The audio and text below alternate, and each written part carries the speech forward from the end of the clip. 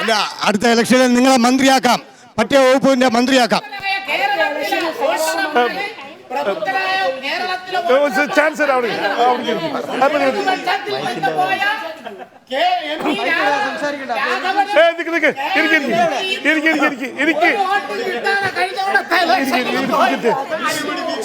അടുത്ത ഇലക്ഷനിൽ അദ്ദേഹത്തിന് പട്ടിക വകുപ്പ് മന്ത്രിയാക്കാം.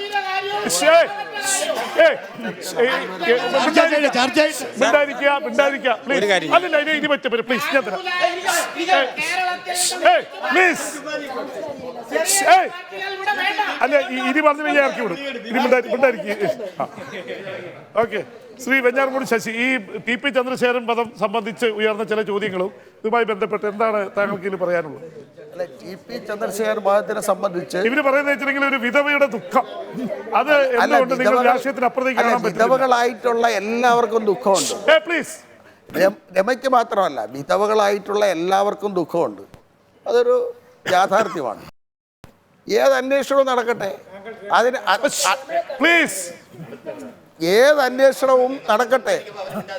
അന്വേഷണം നടന്നാൽ അതിൽ ആരാണോ കുറ്റക്കാർ അവരെ പിടികൂടുന്നതിൽ ഞങ്ങൾക്ക് യാതൊരു അഭിപ്രായ വ്യത്യാസവുമില്ല. പക്ഷെ ഏറ്റവും പ്രധാനപ്പെട്ട വിഷയം ഈ രമയുടെ നിരാഹാരവും ടി പി ചന്ദ്രശേഖരൻ്റെ വധവുമല്ല കേരള രാഷ്ട്രീയത്തിലെ ഏറ്റവും മുഖ്യമായ വിഷയം. കേരള രാഷ്ട്രീയത്തിലെ മുഖ്യമായ വിഷയം, കേരളത്തിലെ ഏറ്റവും പ്രധാനപ്പെട്ട ഒന്നാമത്തെ കാര്യം ഈ വിലക്കയറ്റമാണ്. രണ്ടാമത് അഴിമതിയാണ്. ഈ വിലക്കയറ്റവും അഴിമതിക്കും പരിഹാരമുണ്ടാക്കാനുള്ള ആർജവം ആർക്കുണ്ട് എന്നുള്ളതാണ് നമുക്ക് ചർച്ച ചെയ്യപ്പെടേണ്ട ഏറ്റവും പ്രധാനപ്പെട്ട വിഷയം. ഇപ്പോൾ ഇവിടെ ഒരുപാട് വിഷയങ്ങൾ പറഞ്ഞു. രാഷ്ട്രീയക്കാരാണ് ഈ കുഴപ്പമെന്ന്. ഇന്ന് ഈ നാട്ടിൽ കാണുന്ന എല്ലാ പുരോഗതിയുടെ അടിസ്ഥാനം രാഷ്ട്രീയക്കാരാണ്. വ്യത്യസ്ത രാഷ്ട്രീയക്കാരായിരിക്കാം, പക്ഷേ രാഷ്ട്രീയക്കാരില്ലായിരുന്നെങ്കിൽ ഈ രാജ്യം ഇങ്ങനെ ആയിരിക്കുമോ? ബ്രിട്ടീഷുകാരൻ്റെ കയ്യിൽ നിന്ന് അധികാരം പിടിച്ചു വാങ്ങുന്നത് ഇന്ത്യയിലെ ദേശീയ പ്രസ്ഥാനമല്ലേ, രാഷ്ട്രീയക്കാരല്ലേ, വേറെ ആരാണ്? അപ്പം രാഷ്ട്രീയക്കാരിൽ പലരും ഉണ്ട്. ചിലർ കുഴപ്പക്കാരാണ്. അത് തിരിച്ചറിയാനുള്ള വിവേകം ജനങ്ങൾക്ക് വേണം.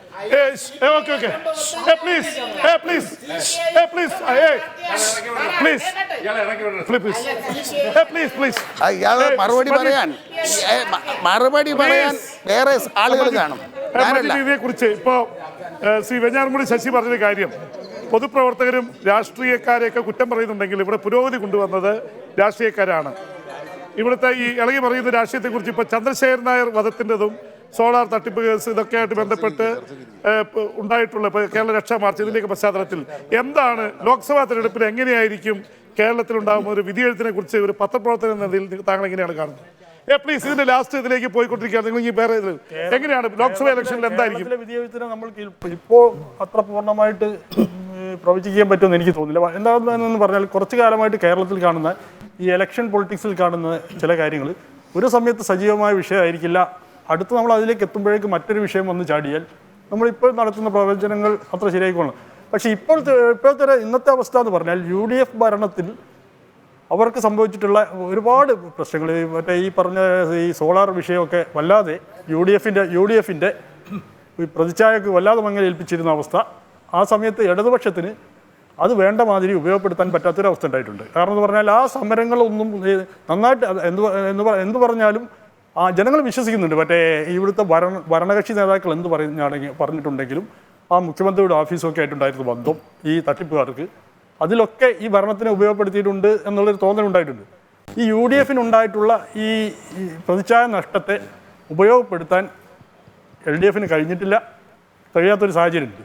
അപ്പോൾ ഏതാണ്ട് എൻ്റെ ഒരു അഭിപ്രായം ഇപ്പോൾ നിൽക്കുന്നത്, ഇപ്പോൾ പ്രത്യേക സാഹചര്യം നിൽക്കുമ്പോൾ ഏതാണ്ട് ആ രീതിയിലാണ് ഇപ്പോൾ. പക്ഷേ കഴിഞ്ഞ കുറച്ച് ദിവസങ്ങൾ എന്ത് പറഞ്ഞാലും കഴിഞ്ഞ കുറച്ച് ദിവസത്തിനുള്ളിൽ, എന്നാൽ ഞാൻ ഈ കാര്യങ്ങളൊക്കെ നിരീക്ഷിക്കുന്നതിൻ്റെ ഒരു കാര്യം എന്ന് പറഞ്ഞാൽ കഴിഞ്ഞ ദിവസത്തിനുള്ളിൽ ആ ടി പി ചന്ദ്രശേഖരൻ കേസിൻ്റെ വിധി വന്ന ശേഷം അതിനുശേഷം ഉണ്ടായിട്ട് ഈ RMP നടന്ന സമരം, അതിനോട് കേരളീയ പൊതുസമൂഹവും പ്രതികരിക്കുമ്പോൾ ചിത്രത്തിൽ ചെറിയ മാറ്റം വന്നു തുടങ്ങിയിട്ടുണ്ട്.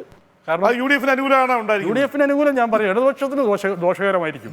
ഇതിൽ ഏത് മുന്നണിയോട് താല്പര്യമുള്ള ആളുകളല്ല. എന്നെ സംബന്ധിച്ചോളം ഞാൻ ഈ വലതുപക്ഷം ഞാൻ നേരത്തെ പറഞ്ഞല്ലോ, ഞാൻ അങ്ങനെ വിലയിരുത്തില്ല. എന്നെ സംബന്ധിച്ചോളം ഭരണവർഗ രാഷ്ട്രീയക്കാർ എന്നാണ് ഈ മൂന്ന് ആളുകളെയും ഞാൻ പറയാം. ഭരണവർഗ രാഷ്ട്രീയക്കാർ, അല്ലാത്ത രാഷ്ട്രീയക്കാർ വേറെ. അപ്പോൾ ഈ ഭരണവർഗ രാഷ്ട്രീയക്കാർ ഇങ്ങനെ വികസനത്തിൻ്റെ കാര്യമൊക്കെ പറഞ്ഞുകൊണ്ടിരിക്കും. ഇതിപ്പോൾ ഈ അവസാനം സഖാവ് ശശി സംസാരിച്ചപ്പോൾ രാഷ്ട്രീയക്കാർ ഞങ്ങൾ അവിടെ എത്തുമ്പോൾ ഏതൊരു പോയിന്റ് ഇതുവരെ തർക്കിക്കുന്നതിന് ഇവർ ഒന്നാവുക. അന്നേരം ഈ മൂന്നാളുടെയും പ്രതിനിധിയായിട്ട് ശശി മാറുന്നത് നിങ്ങൾ ശ്രദ്ധിച്ചിരിക്കാം.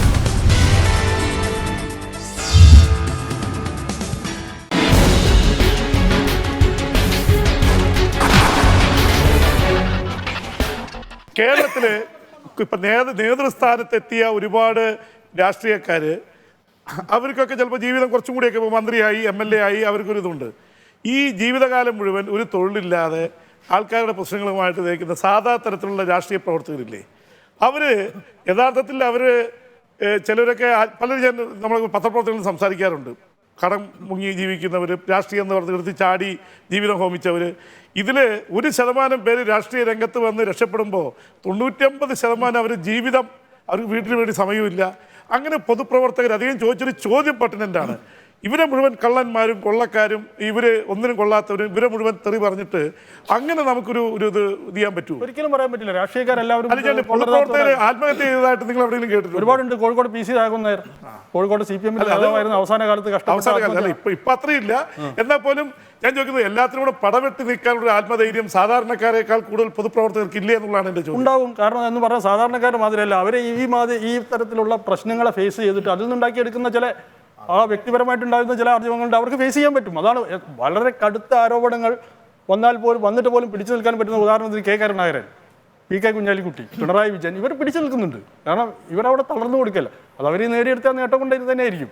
പക്ഷേ ഇത് ഒരു വിഭാഗം പല പാർട്ടികളിലും ഈ പറഞ്ഞ നിങ്ങൾ പറഞ്ഞതുപോലെ ചെറിയൊരു ശതമാനം മറ്റേ നല്ല ജീവിത സൗകര്യങ്ങളും സമ്പന്നരൊക്കെ കഴിയുന്ന ഒരവസ്ഥ ഉണ്ട് നമ്മൾ കാണാവുന്ന. ഞാൻ പ്രത്യേകിച്ച് പറയേണ്ട കാര്യമൊന്നുമില്ല. അങ്ങനെ ഒരു വിഭാഗം തന്നെ ഓരോ പാർട്ടികളിലും ഉണ്ട്. അല്ലാത്ത ജെയിംസ് ഏട്ടൻ പറഞ്ഞതുപോലെ തന്നെ കഷ്ടപ്പെടുന്ന വലിയൊരു MP-മാരുടെ ഒരു സ്വത്ത് വിവരം പരിശോധിച്ചാൽ എത്ര MP-മാരാണ് കോടീശ്വരന്മാരും, ഏതെല്ലാം പാർട്ടിയിൽപ്പെട്ടവരാണ് എന്നുള്ളത് വളരെ വ്യക്തമാണല്ലോ.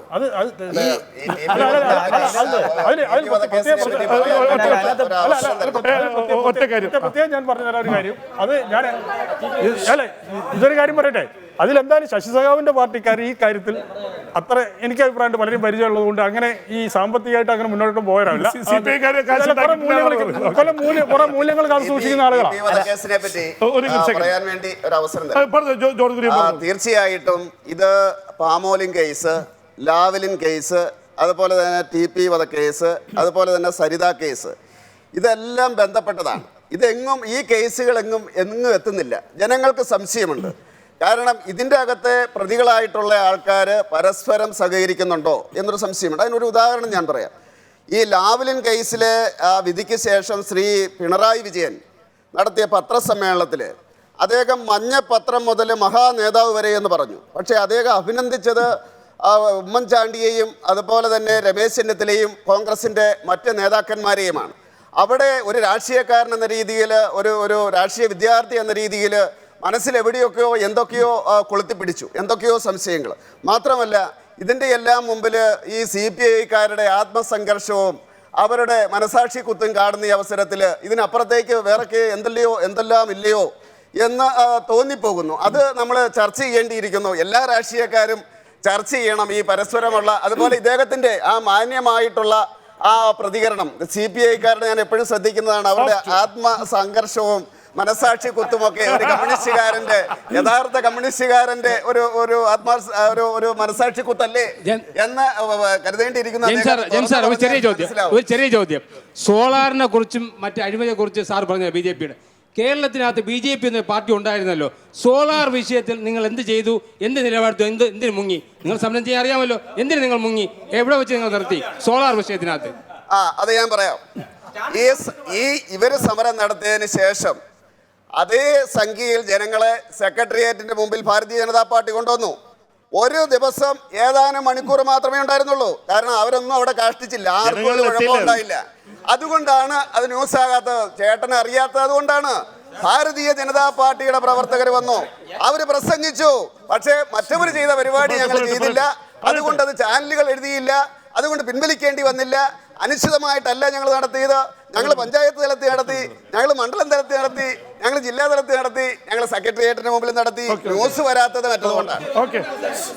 ഒരു കാര്യം പറഞ്ഞല്ലോ, CPI-കാരുടെ ആത്മസംഘർഷം പറഞ്ഞല്ലോ. ഇന്ന് കേരളത്തിൽ ഏറ്റവും കൂടുതൽ ആത്മസംഘർഷം ശോഭാ സുരേന്ദ്രനാണ്. അതൊന്ന് പരിഹരിക്കും സാർ. അത് ചേട്ടന് പരിഹരിക്കാമെങ്കിൽ പരിഹരിച്ചോ.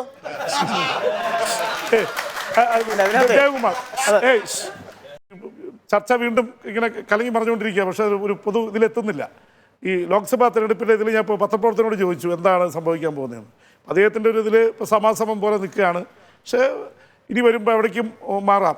ഈ ചന്ദ്രശേഖരൻ വധത്തിൻ്റെ കാര്യത്തിൽ ഇത് ഇടതുപക്ഷത്തിന് ദോഷമുണ്ടായിട്ടുണ്ട് എന്നൊരു പ്രസ്താവന കൂടി അദ്ദേഹം നടത്തി. അദ്ദേഹം പഴയ ഇടതുപക്ഷ സഹയാത്രികനാണ്, അതുകൊണ്ട് ഞാൻ കൂടുതൽ വിശ്വസിക്കുന്നു. എന്തായാലും എന്താണ് അഭിപ്രായം? അല്ല, ഞാൻ അത്തരത്തിലൊരു രാഷ്ട്രീയ വിശകലനത്തിലേക്ക് ഒരു UDF-ൻ്റെയും LDF-ൻ്റെയും പൊളിറ്റിക്കൽ പ്രോസ്പെക്ട്സ് എന്ന രൂപത്തിലേക്ക് പോകാൻ വേണ്ടി ആഗ്രഹിക്കുന്നില്ല. പക്ഷേ ഇവിടെ വന്ന ചർച്ചയിൽ വന്ന 2-3 വിഷയങ്ങൾ റെസിഡന്റ് അസോസിയേഷന്റെ ഒരാൾ എന്ന നിലയ്ക്ക് എന്താണ് ഇപ്പോഴത്തെ തോന്നുന്നത്? അതെ, അതാണ് ഞാൻ പറഞ്ഞത്. അപ്പോൾ ഇവിടെ ചർച്ചയിൽ ഉയർന്നു പറഞ്ഞല്ലോ, അല്ല ചർച്ചയിൽ ഉയർന്നു വന്ന 2-3 വിഷയങ്ങളെ സംബന്ധിച്ച് ഒരു അഭിപ്രായം പറയാനാണ് ആഗ്രഹിക്കുന്നത്. ഒന്ന്, പൊതുരംഗത്ത് നിൽക്കുന്ന ആളുകളെ ആകെ അടച്ചാക്ഷേപിക്കുന്ന തരത്തിലേക്ക് വളരെ ആളുകൾ പൊതുരംഗത്ത് നിന്നിട്ട് സാമ്പത്തിക പിന്നോക്കം പോകുന്നില്ല എന്നുള്ളത്. പക്ഷേ പൊതുസമൂഹം റോൾ മോഡലായി കാണുന്നത് എപ്പോഴും നേതൃരംഗത്ത് വരുന്നവരെയാണ്. ബാക്കി വരുന്ന 95% ആളുകളെയും പൊതുരംഗത്ത് നിൽക്കുന്നവരാണെങ്കിൽ പോലും അത് പൊതുസമൂഹം റോൾ മോഡലായി കാണുന്നില്ല. അതുകൊണ്ട് തന്നെ ഭരണത്തിൻ്റെ തലപ്പത്ത് വരുന്നവർ അവരുടെ ചെയ്തികൾ, അവരുടെ പ്രവർത്തനങ്ങൾ, അവരെത്തിപ്പെടുന്ന വഴികൾ, ഇതാണ് പൊതുസമൂഹം ചർച്ച ചെയ്യപ്പെടുന്നത്. മറ്റൊന്ന്, വികസനത്തിൻ്റെ കാര്യത്തിൽ നമ്മുടെ സംസ്ഥാനത്തിനും അന്യ സംസ്ഥാനങ്ങളും തമ്മിൽ, തൊട്ടടുത്ത സംസ്ഥാനങ്ങളും തമ്മിൽ വ്യത്യാസമുണ്ട്. അവിടെ വികസനത്തിൻ്റെ കാര്യത്തിൽ ഭരണകക്ഷമെന്നും പ്രതിപക്ഷമെന്നുള്ള വ്യത്യാസമില്ലാതെ നാടിൻ്റെ വികസനത്തിന് വേണ്ടി പൊതുവായ സമീപനം എടുക്കാൻ എല്ലാ രാഷ്ട്രീയ പ്രസ്ഥാനങ്ങളും തയ്യാറാകുമ്പോൾ നമ്മുടെ ഇവിടെ തമിഴ്നാട്, അതെ തമിഴ്നാട് തൊട്ടടുത്തുള്ളത് തയ്യാറാകുമ്പോൾ നമ്മുടെ സംസ്ഥാനത്ത് എന്തുകൊണ്ടോ അത്തരത്തിലത് കാണാൻ വേണ്ടി കഴിയുന്നില്ല. നാടകമാണെങ്കിൽ UDF-ന്റെ എതിരായിട്ട് CPM സമരം നടത്തി, എല്ലാ സമരവും പൊളിഞ്ഞു, തന്നെത്താനെ നിർത്തി.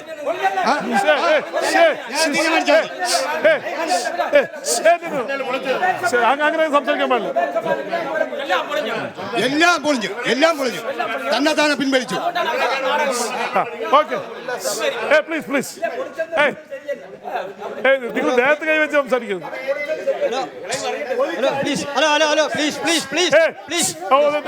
നിങ്ങൾക്ക് ചാൻസ് ഇനി മിണ്ടരുത്, ഇഷ്ടപ്പെടുന്ന ചാൻസ് മിണ്ടരുത്. നമ്മളിവിടെ ബഹുമാനീയരായ ആൾക്കാരുടെ ചർച്ച നമ്മൾ കേട്ടുകൊണ്ടിരിക്കുകയാണ്. നമ്മുടെ ഓരോ വാക്കും ഇത് കേട്ടുകൊണ്ടിരിക്കുന്ന ജനത്തിന് മുമ്പിൽ നമ്മൾ വിഡ്ഢാന്മാരാകരുത്.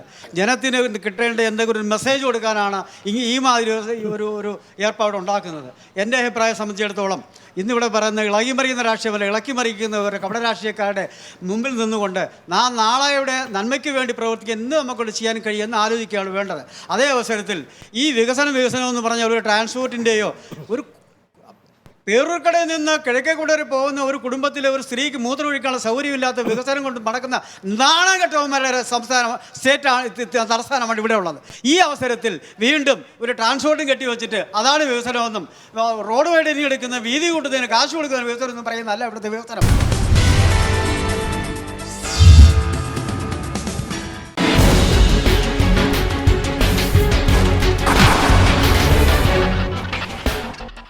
ജോർജ് ബഷീർ,